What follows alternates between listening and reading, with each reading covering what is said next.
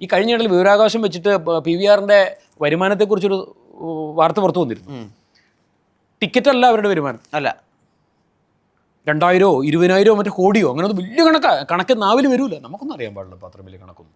ആ കണക്ക് മുഴുവൻ ഈ പോക്കോണിൽ ഉണ്ടാക്കുന്ന പൈസയാണ് ഇവന്മാർ. നിങ്ങളത് കാര്യം മനസ്സിലാക്കുക. പണക്കാരനായിട്ട് നിങ്ങൾ BMW-ലും ബെൻസിലും PVR-ലും പോയി സിനിമ കാണുന്നു. നിങ്ങളെപ്പോലെ തന്നെ ഒരു പോലീസ് കോൺസ്റ്റബിൾ, അയാൾക്ക് BMW-ലും ബെൻസിലൊന്നും പോകാൻ പറ്റില്ല. അയാളുടെ ഹീറോയുടെ ബൈക്കിലാണ് വരുന്നത്. ഞാനൊരു മാധ്യമം സാധാരണ പിച്ചക്കാരനായിട്ട് മാധ്യമം പുറത്ത് ഞാൻ എൻ്റെ ഹീറോയുടെ ഇതിലാണ്. എൻ്റെ കുഞ്ഞുങ്ങൾ എന്നോട് പറയുക, സ്കൂളിൽ ചെന്ന് കഴിഞ്ഞപ്പോൾ എൻ്റെ 50 കുട്ടികളുണ്ട് ക്ലാസ്സിൽ. എൻ്റെ കുഞ്ഞുങ്ങൾ മിഷേൽ എന്നോട് പറയുകയാണ്, എൻ്റെ ക്ലാസ്സിലുള്ള എല്ലാ കുട്ടികളും PVR-ൽ പോയി മറ്റേ എന്താണ് ഏതെങ്കിലും എക്സോർവൈ ഒരു സിനിമ കണ്ടു. എനിക്ക് ആ സിനിമ PVR-ൽ പോയി കാണണം. എൻ്റെ കുഞ്ഞ് നിരന്തരം എന്നോട് വന്നത് പറഞ്ഞു കഴിഞ്ഞ് കഴിഞ്ഞാൽ കൊണ്ടുപോകാതിരിക്കാൻ പറ്റുമോ? ഇല്ല.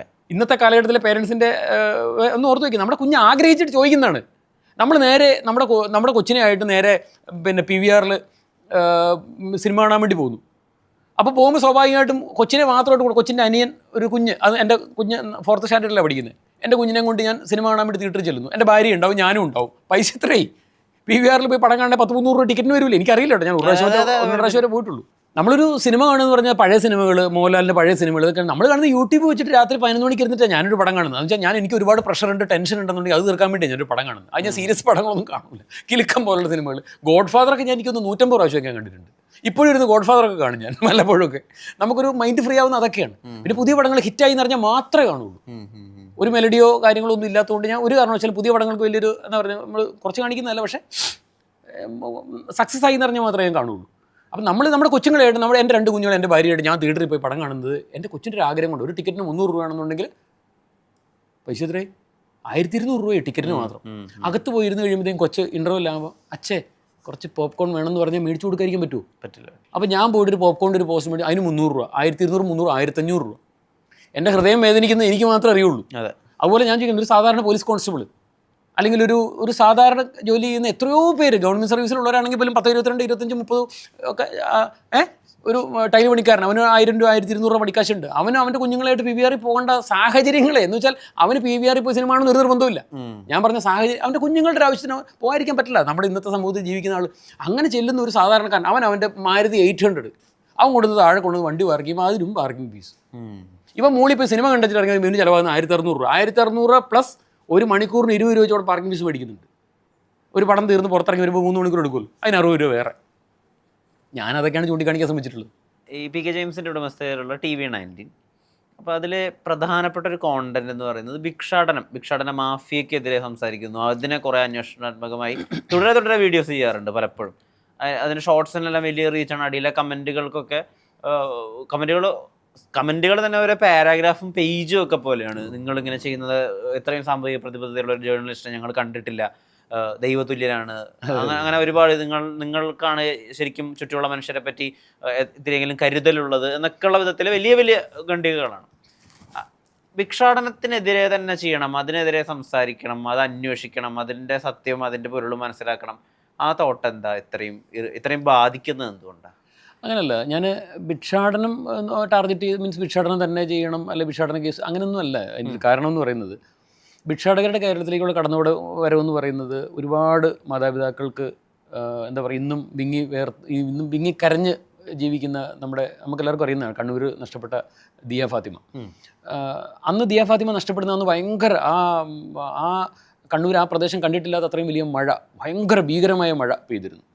അപ്പോൾ ആ മഴ പെയ്ത് അതിൻ്റെ ഒരു അവസാന ഘട്ടത്തിലാണ് ദിയ ഫാത്തിമ ഇരുത്തി ഒരു സ്റ്റീൽ ഗ്ലാസ്സിൽ കട്ടൻ ചായ കൊടുത്തിട്ട് പോയ ദിയ മോള് ആ കസേരയിൽ ഇല്ല എന്നുള്ളത് എൻ്റെ ഉമ്മ ആ വീട്ടുകാർ മനസ്സിലാക്കുന്നത്. അപ്പോൾ അന്ന് ഈ കേച്ചേരി, ആ സ്ഥലത്തിൻ്റെ പേര് ഞാൻ പറഞ്ഞു, അവിടെ ആ പോലീസ് സ്റ്റേഷൻ പരിധിയിൽ വന്നിട്ട് അന്ന് ഭിക്ഷാടകരായിട്ടുള്ള ഒരു വലിയൊരു സംഘം ആളുകൾ അവിടെ ഇറങ്ങിയിരുന്നു.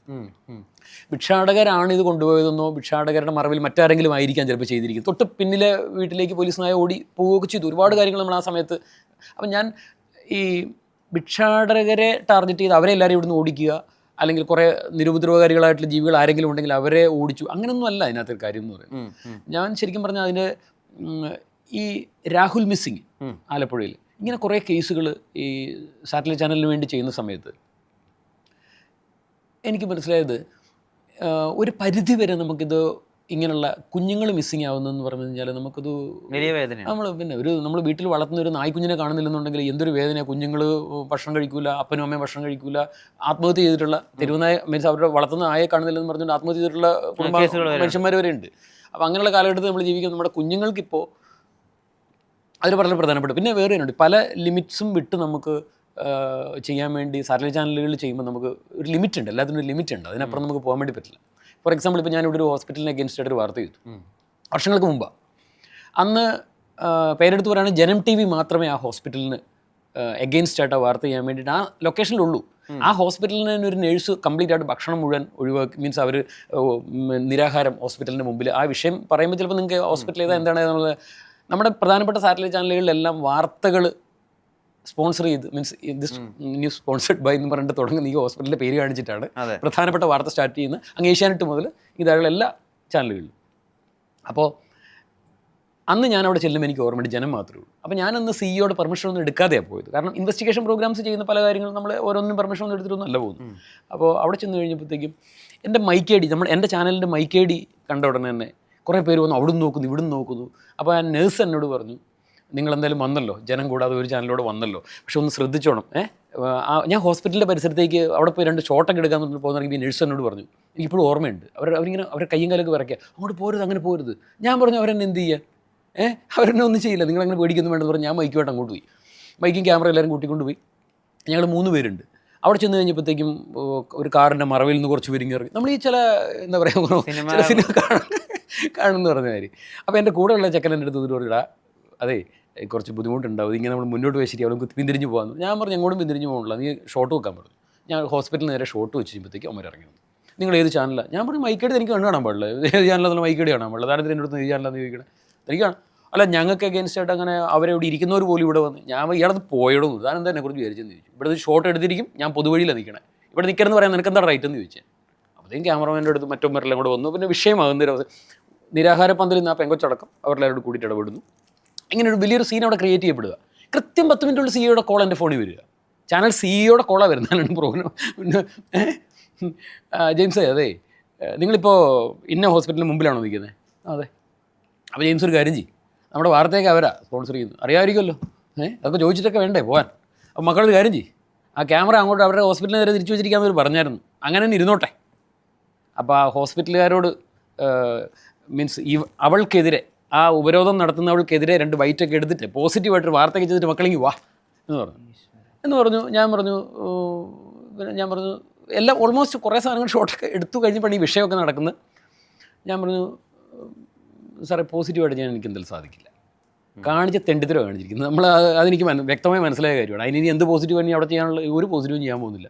അങ്ങനെ ഉണ്ടെങ്കിൽ ജെയിംസ് അവിടുന്ന് പാട്ട് കെട്ടി ഞാൻ സംസാരിച്ച് മുഷിയുന്നൊരു സാഹചര്യത്തിലോട്ട് വന്നു. അവിടുന്ന് പാക്ക് ചെയ്ത് ഞാൻ പോവുകയും ചെയ്തു. നമ്മളെ സംബന്ധിച്ചിടത്തോളം നമ്മുടെ ഒരു മനോഭാവം എന്ന് പറയുന്നത് ന്യൂസ് ചെയ്യുന്നതിനകത്ത് ഞാൻ പറഞ്ഞില്ല റെസ്ട്രിക്ഷൻസ് പലതുണ്ട്. സാറ്റലൈറ്റ് ചാനലിന് വേണ്ടി ചെയ്യുമ്പോൾ നല്ല നല്ല അന്തസ് ജേർണലിസ്റ്റുകളുണ്ട്. നമ്മുടെ പ്രസാദിനെയൊക്കെ പോലുള്ള പത്രപ്രവർത്തകർ ഒരുപാട് എത്രയോ പത്രപ്രവർത്തകരുണ്ട്. മറ്റേ നമ്മുടെ ആലപ്പുഴയിലുള്ള ഒരു മിനിസ്റ്ററുടെ അദ്ദേഹം മരണപ്പെട്ടു. അദ്ദേഹം മിനിസ്റ്ററായിരിക്കെ ഭൂമി കയ്യേറി കായൽ അങ്ങനെയുള്ള വാർത്തകളൊക്കെ ടേപ്പ് കൊണ്ടുവന്ന് അളന്ന് കാണിച്ച് ഇത്ര ഏരിയ കയ്യേറിയിട്ടുണ്ടെന്ന് പറഞ്ഞ് കാണിച്ച് നല്ല അന്തസ് നല്ല നല്ല നല്ല നല്ല നല്ല നല്ല നട്ടലുള്ള മാധ്യമപ്രവർത്തകരുടെ നാടാണ് കേരളം. അപ്പോൾ പക്ഷേ എന്താണെന്ന് വെച്ചാൽ ചില ആളുകൾക്ക് ഈ ചില പ്രസ്ഥാനങ്ങളിൽ ചെന്ന് ചേരാതി, കാരണം അവർക്കും ജീവിത പ്രശ്നങ്ങളും എല്ലാം ഉണ്ടല്ലോ, എല്ലാവർക്കും ഉള്ള വിഷയമല്ലേ. അപ്പോൾ അങ്ങനെ വരുമ്പോൾ ചില വിട്ടുവീഴ്ചകൾക്കൊക്കെ അവർ വഴങ്ങേണ്ടി വരുന്നു. ആരെയും നമ്മൾ ഇതിനകത്തൊന്നും പേരെടുത്ത് നമുക്ക് പറയാൻ വേണ്ടി പറ്റില്ല. എന്നെ സംബന്ധിച്ചിടത്തോളം എനിക്ക് പറയാനുള്ളതേ ഉള്ളൂ, എനിക്ക് റെസ്ട്രിക്ഷൻ വരുന്നുണ്ട്, എനിക്ക് കടന്നുപോയി ചെയ്യാൻ വേണ്ടി പറ്റില്ല എന്ന് തോന്നിക്കഴിഞ്ഞാൽ ഞാൻ ഒരു മടിയില്ല, മുഖത്തടിച്ചവരെ സംസാരിക്കും ഞാൻ. എനിക്ക് ആരെയും ആ ഒരു കാര്യത്തിൽ ഒരു മടിയില്ല, അത് ഞാൻ പറഞ്ഞിട്ട് തന്നെ ഇറങ്ങി പോന്നിട്ടുള്ളൂ മാത്രം. അതുകൊണ്ടൊക്കെയാണ് ഇതിലേക്ക് TV19 ജനിച്ചത് അങ്ങനെയാണ്. അല്ല TV19 ഒന്നും ജനിക്കൂല. സോഷ്യൽ മീഡിയയിൽ വരാൻ വലിയൊരു താല്പര്യമുള്ള ഒരാളൊന്നും അല്ല ഞാൻ. TV19 ഇപ്പോൾ TV അപ്പുറത്തെ 19 അങ്ങനെ പേര് കൊടുക്കാൻ എന്തെങ്കിലും വ്യക്തമായ കാരണമുണ്ടോ? അങ്ങനെയൊന്നുമില്ല. TV19 എന്ന് പറയുമ്പം എനിക്കൊരു ചാനലിൻ്റെ സ്വഭാവം തന്നെ ആയിരിക്കണം ഇതിൽ വരുന്ന കണ്ടന്റുകൾ. ഇതിനകത്ത് ചാനലിൻ്റെ ഒരു സ്വഭാവം ഉണ്ടാവണം എന്നുള്ളൊരു ആഗ്രഹമുണ്ട്. അപ്പോൾ അങ്ങനെ വന്ന് ഞാൻ നോക്കുമ്പം ഡൊമൈൻ പർച്ചേസ് ചെയ്ത് വെബ്സൈറ്റൊക്കെ എല്ലാം ഡിസൈൻ ചെയ്ത് എല്ലാം പക്ക റൂൾസ് ആൻഡ് റെഗുലേഷൻസ് ഒക്കെ പ്രകാരം ഇന്ന് ഓൺലൈൻ ചാനലുകൾ ചെയ്യുന്ന എല്ലാ പ്രൊസീജിയർ പ്രകാരം എനിക്കൊരു ലീഗൽ അഡ്വൈസർ ഹൈക്കോടതിയിൽ സീനിയർ അഭിഭാഷകനാണ്. എൻ്റെ ബ്രദറിലോ ഹൈക്കോടതിയിൽ ഒരു ഒരു എന്ന് വെച്ചാൽ ഏറ്റവും വലിയ ഒരു സിറ്റിങ്ങിന് ഒരു ആമാരിയുള്ള എക്സ്പെൻസീവ് ആയിട്ടുള്ള വക്കീലാണ്. അങ്ങനെയുള്ള കുറേ വക്കീലന്മാരുടെ സപ്പോർട്ട് എനിക്കുണ്ട്. അഡ്വക്കേറ്റ് സാബു ജോൺ, പുള്ളിയാണ് നമ്മുടെ ലീഗൽ അഡ്വൈസർ. അപ്പോൾ എല്ലാം വെച്ച് ഞാനൊരു സാറ്റലൈറ്റ് ചാനലിൻ്റെ നമുക്ക് ഇൻവെസ്റ്റ് ചെയ്യാനും നമ്മളൊന്നും ഒരു ഫിനാൻഷ്യലി സൗണ്ട് ആയിട്ടുള്ള ആളുകളൊന്നും അല്ല. അപ്പോൾ നമ്മൾ സാധാരണ സെറ്റപ്പിൽ, പിന്നെ ഞാൻ പറഞ്ഞല്ലോ സോഷ്യൽ മീഡിയയിൽ സജീവമാകാൻ പണ്ട് ഞാൻ ആഗ്രഹിച്ചിരുന്നില്ല, പിന്നീടും ആഗ്രഹിച്ചിരുന്നില്ല. പക്ഷേ ഇന്നത്തെ കാലം ഈ ഒരു സമയത്ത് എന്നെ സംബന്ധിച്ചിടത്തോളം എനിക്ക് എന്തെങ്കിലും പറയണമെന്നുണ്ടെങ്കിൽ അതിന് സോഷ്യൽ മീഡിയ ഇല്ലെന്നുണ്ടെങ്കിൽ ഒന്നും പറയാൻ പറ്റാത്ത അവസ്ഥയാണ്. കാരണം സോഷ്യൽ മീഡിയ ഇല്ലാതെ എനിക്കും നിങ്ങൾക്കും ഒരു സാധനം മുഖത്ത് നോക്കി ഒരു പ്രസ്ഥാനത്തെ വിവരം അറിയിക്കണം. ഞാൻ വിശ്വസിക്കുന്നില്ല ഒരു സാറ്റലൈറ്റ് ചാനലിൽ ത്രൂ ഒരു വസ്തു പുറത്തു പറഞ്ഞ് ആ പ്രസ്ഥാനത്തെ നടക്കില്ല. അവൻ പൈസ ഉള്ളവനാണെന്നുണ്ടെങ്കിൽ നടക്കില്ല. നമുക്കറിയുന്ന കാര്യമാണ്. നമുക്ക് എത്രയോ കൺമുമ്പിൽ നമ്മുടെ ബഫൂൺ മാതിരി നൃത്തമാടി വേഷം കെട്ട് കാണിക്കുന്ന എത്രയോ പേർ നമ്മുടെ മുമ്പിൽ എത്രയോ പേരുണ്ട്. സാറ്റലൈറ്റ് ചാനലുകാരെ വിലക്കെടുത്തിരിക്കുന്നത് നമ്മൾ സാറ്റലൈറ്റ് ചാനലുകാരെ അടച്ചാക്ഷേപിക്കുന്നൊന്നുമല്ല. സാറ്റലൈറ്റ് ചാനലിൽ ഇല്ലെന്നുണ്ടെങ്കിൽ അല്ലെങ്കിൽ അങ്ങനെ ഒരു വർക്ക് ചെയ്യാൻ പറ്റില്ല, ഞാനും ഒന്നും ഇവിടെ ഇരിക്കില്ല. അതിൽ കൂടെ തന്നെയാണ് സോഷ്യൽ മീഡിയ. പക്ഷേ ഇന്ന് ഞാൻ സോഷ്യൽ മീഡിയയിൽ വന്നില്ല, ഞാൻ അഭിമാനിക്കുന്നു. എനിക്ക് അതിനകത്ത് ഇന്നിപ്പോൾ ടി വിയിൽ, പക്ഷേ നിങ്ങൾ ടി വി നൈറ്റിൽ ശ്രദ്ധിച്ചിട്ടുണ്ടാവും, ഞാൻ പൈസ ഉണ്ടാക്കാൻ വേണ്ടിയിട്ട് അതിനകത്ത് കടഞ്ച സാധനമൊന്നും വരി വെതറാറില്ല. വളരെ സോർട്ടഡ് ആയിട്ടാണ് ഞാൻ അതിനകത്ത് റീസണബിൾ ആയിട്ടുള്ള സാധനങ്ങൾ മാത്രമേ ഇടുള്ളൂ. പിന്നെ എന്നെ സംബന്ധിച്ചിടത്തോളം എൻ്റെ അപ്പൻ ജോസ് പൈ വീട്ടൂർ പൈങ്ങോട്ടെന്ന്, ഈ പടിയറ ആൻ്റണി പടിയറ എന്ന് പറഞ്ഞ ഒരു പിതാവിൻ്റെ ഫാമിലിയിൽപ്പെട്ട അതിൽ നിന്നുള്ളതാണ് ഈ പൈങ്ങോട്ടെന്ന് പറയുന്നത്. എൻ്റെ അച്ഛൻ്റെ മീൻസ് വലിയച്ഛൻ്റെ ജ്യേഷ്ഠനാണ് ആൻ്റണി പടിയറ പിതാവ്. അത്യാവശ്യം ചുറ്റുപാടുള്ള കുടുംബത്തിൽ ജനിച്ച ഒരാളാണ് ഞാൻ. എൻ്റെ അപ്പൻ സമ്പാദിച്ചു വെച്ചിരിക്കുന്ന, അദ്ദേഹം കഷ്ടപ്പെട്ടുണ്ടാക്കിയിരിക്കുന്ന ഒരു സമ്പത്തുണ്ട്. ആ സമ്പത്തിൽ നല്ല സുഖസുന്ദരമായിട്ട് എനിക്ക് ജീവിച്ചു പോകാനുള്ള എല്ലാം ഉണ്ട്. അപ്പോൾ എന്നെ സംബന്ധിച്ചിടത്തോളം എനിക്കൊരു വഴിവിട്ട മാർഗ്ഗത്തിൽ കൂടെയോ അല്ലെന്നുണ്ടെങ്കിൽ കുറേ പൈസ, അത് മാത്രമല്ല, അപ്പം എല്ലാവർക്കും കാരണന്മാർ സമ്പാദിക്കും. ഇപ്പോൾ ഒരുപാട് പേര് ചോദിക്കും, നീ കാരണന്മാർ സമ്പാദിച്ചാൽ തിന്നാൻ നടക്കുകയാണോ നിനക്കൊന്നും. ഞാൻ എൻ്റെ രീതിയിൽ എൻ്റെ തൊഴിലിൻ്റെ ഭാഗമായിട്ട് എനിക്ക് കിട്ടുന്ന 100 രൂപ എനിക്ക് ശമ്പളം കിട്ടി, ആ 100 രൂപ നിലനിർത്തി പോകാൻ, അല്ല 1000 രൂപ കിട്ടിക്കഴിഞ്ഞാൽ 1000 രൂപ നിലനിന്ന് പോകാൻ, എന്ന് വെച്ചാൽ അത് കഴിച്ചാൽ ദഹിക്കണം. എനിക്ക് അത്രേ ഉള്ളൂ എൻ്റെ ആഗ്രഹം. ആ 1000 രൂപ കഴിച്ചു കഴിഞ്ഞാൽ അതിനകത്ത് എന്താ പറയുക, പരമാവധി ദഹിക്കണം, എക്കളെടുക്കരുത്. അതുകൊണ്ട് ഞാൻ ആരുടെ അടുത്തുനിന്നും എന്നെ ഇപ്പം നിങ്ങൾ ഈ ഇൻ്റർവ്യൂ എന്തായാലും എന്നെ പരിചയമുള്ളവർക്ക് കാണുമല്ലോ, ഒരു താഴെ വന്നിരുന്ന കമൻറ്റ് വിട്ടാൽ അവരവരുടെ ഫോൺ നമ്പർ അടക്കമുള്ള അതിനകത്ത് വെച്ചോട്ടെ. ഞാൻ ആരോടെങ്കിലും അനധികൃതമായിട്ട് ഒരു നയാ പൈസ കൈപ്പറ്റിയെന്നോ ഒരു കമ്മീഷൻ അടിച്ചു എന്നോ ഏതെങ്കിലും ഒരു വ്യക്തിന് താഴെ വന്ന് കമൻറ്റ് പറഞ്ഞു കഴിഞ്ഞാൽ, ആ പറഞ്ഞ കമൻറ്റ് അടിക്കാൻ ആർക്കും പറ്റും, ഒളിഞ്ഞും പറഞ്ഞു വരുന്നിട്ട് അവരുടെ contact number, original contact number വെച്ചിട്ട് ഡീറ്റെയിൽസ് എല്ലാം വെച്ചിട്ട് നിങ്ങൾ അവരെ വിളിച്ചു ചോദിച്ചു. അങ്ങനെ ഒരാൾ വ്യക്തമായിട്ട് തെളിവെടുക്കലെന്നുണ്ടെങ്കിൽ എന്നെക്കുറിച്ച് ഒരാൾ പറയാൻ വന്നു കഴിഞ്ഞ് കഴിഞ്ഞാൽ എനിക്ക് അത്ര കോൺഫിഡൻറ്റാണ്. ഞാൻ പണത്തിന് വേണ്ടി ഭ്രാന്ത് പിടിച്ച് നടക്കുന്ന ഒരാളല്ല. ഞാൻ നിസ്സാര ഒരു കാര്യം പറയാം. ഇപ്പം ഇപ്പോൾ ആരുടെയും പേരെടുത്ത് പറയുന്നില്ല, കാരണം അവരുടെ ചിലപ്പോൾ അപമാനമായെങ്കിലോ, അവരെല്ലാവരും ജീവിക്കാൻ വേണ്ടി പാടുപെടുന്നവരാണ്. ഒരുപാട് കഷ്ടപ്പെടുന്ന ആളുകൾക്കിടയ്ക്ക് പോയിട്ട് ഞാൻ വാർത്ത ചെയ്തിട്ടുണ്ട്. നമുക്ക് കിട്ടുന്നതിൽ നിന്നുള്ളൊരു ചെറിയൊരു ബെനിഫിറ്റ് ഞാൻ കൃത്യമായിട്ട് അവർക്ക് എത്തിച്ചു കൊടുക്കുന്നുണ്ട്.